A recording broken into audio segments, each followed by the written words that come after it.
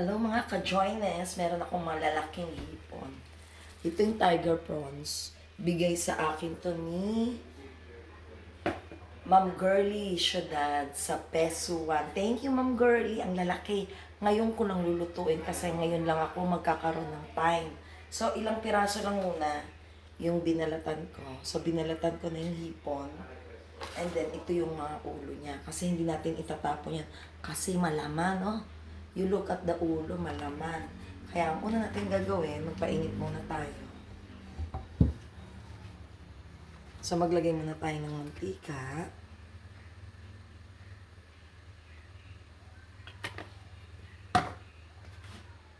Then, saan ang to?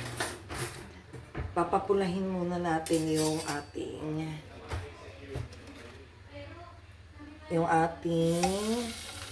hipon. Hindi natin masyadong iluluto ano lang, papulahin lang natin kasi mamaya lulutuin ulit natin.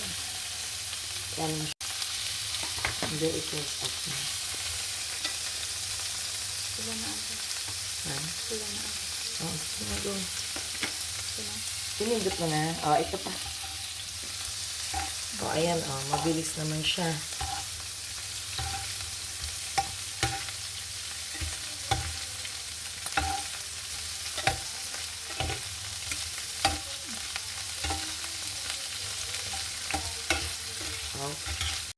Okay, so kukunin na natin. Ang bilis niyang mag-brown eh. Ay, mag-color. And then, lagay naman natin yung, ang ganda ng color.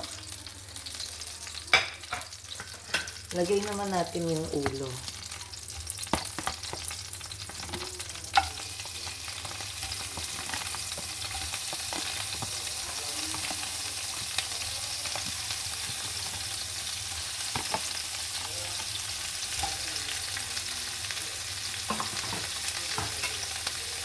Actually, sa ulo, pipisitin natin.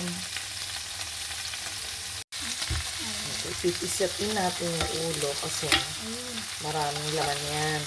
Gagawa tayo ng sauce ng hipon. Okay, pisitin lang natin siya. Okay, so ito na yung sauce natin na nakuha dun sa ulo ng hipon. Ngayon, naglagay ako ng butter. So, pag mainit na to, lagay na natin yung ating garlic.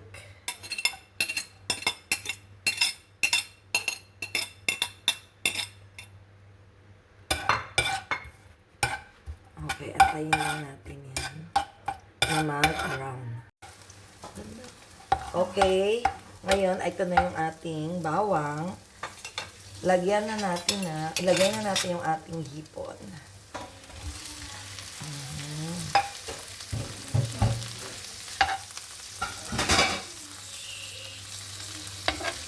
Okay. Next, lagyan natin ng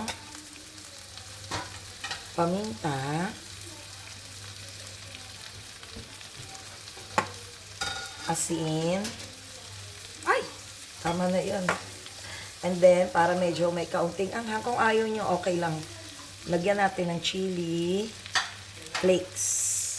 Pero optional lang yan. Halo natin. Nice. Ang bango. Ang ganda ng kulay. Then, saka natin ilagay yung ating gata.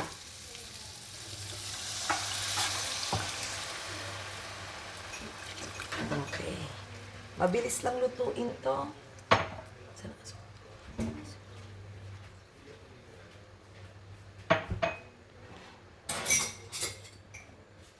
Then, maglagay tayo ng kaunting sugar.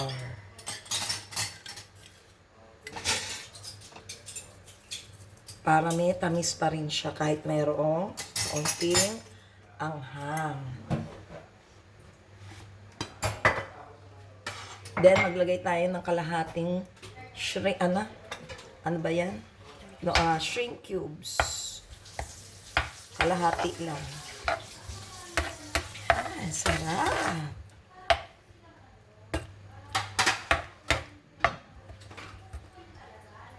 Tapos saka na natin Saka natin ngayon, pakuluin muna natin ng kaunti. Okay, so maglagay na tayo ng alokbati. Actually, pwede yan malunggay.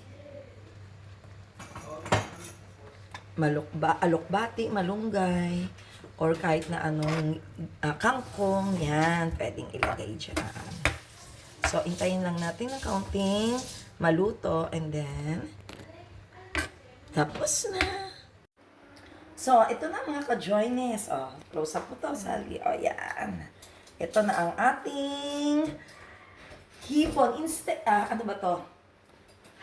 Hipon with gata and alukbati ala joines.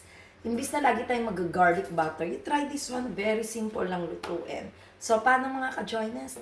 Always remember, happiness is joy. Bye-bye! Thank you nga pala uli si Ma'am Girly Shadad ng Pesuan for the shrimp. Love it so very much. Bye-bye. Merry Christmas!